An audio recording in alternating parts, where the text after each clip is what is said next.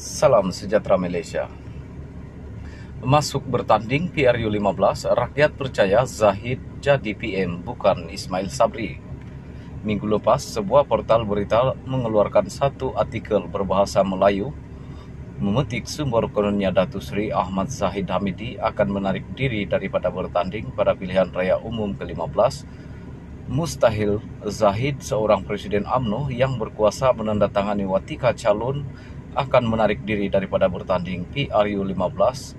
Tidak faham mengapa secara tiba-tiba tidak ada angin ribut laporan media ini mendakwa anak murid Datuk Seri Anwar Ibrahim itu menarik diri.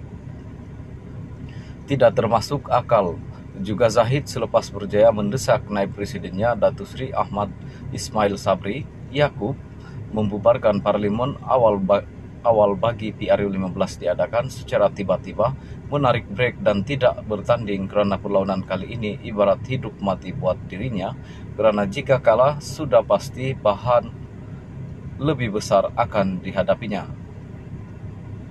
Zahid juga menjawab sebelum ini susulan laporan berbentuk spekulasi tersebut dengan menjelaskan setakat ini masih tidak ada niat untuk menarik diri bertanding PRU15.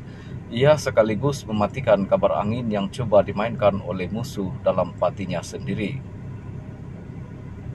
Menurut laporan tersebut, niat untuk Zahid menarik diri itu bertujuan bagi memastikan UMNO dan Barisan Nasional BN menang selesa pada PRU15, kerana jika beliau bertanding dijangka sokongan rakyat akan merosot.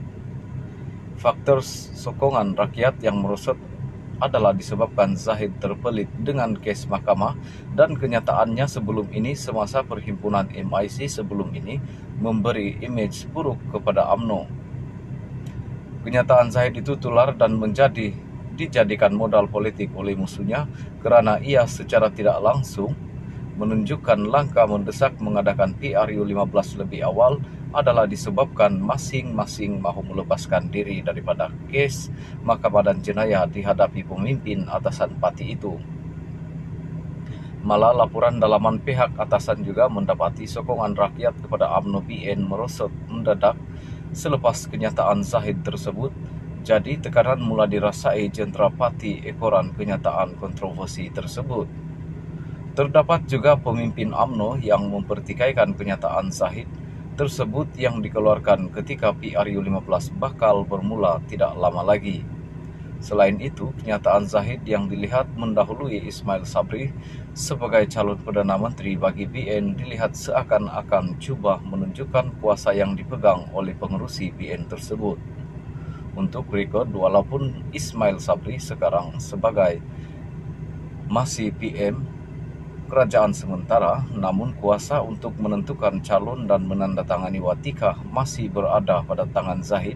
Itu antara satu lagi alasan tidak munasabah kononnya Zahid bakal berundur dan memberi laluan kepada calon lain untuk bertanding pada PRU15 kali ini. Lebih menarik, spekulasi mengatakan Zahid akan menarik diri daripada bertanding itu sengaja dikeluarkan oleh media selepas hampir semua UMNO bahagian mengeluarkan usul menyatakan sokongan kepada Ismail Sabri sebagai calon jika menang PRU15.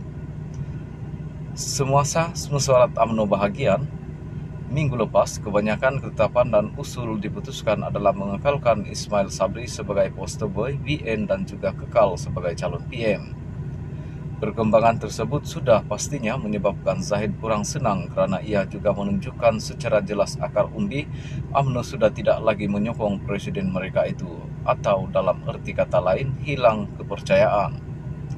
Walaupun Zahid sebelum ini berjaya mengadakan himpunan raksasa dengan penyokong UMNO dikerah untuk menghadirinya bagi mendesak parlimen dibubarkan lebih awal, namun keputusan semasa menyuarat bahagian baru-baru ini sebaliknya yang berlaku apabila tidak ada satu pun bahagian mencalonkannya sebagai PM ke-10.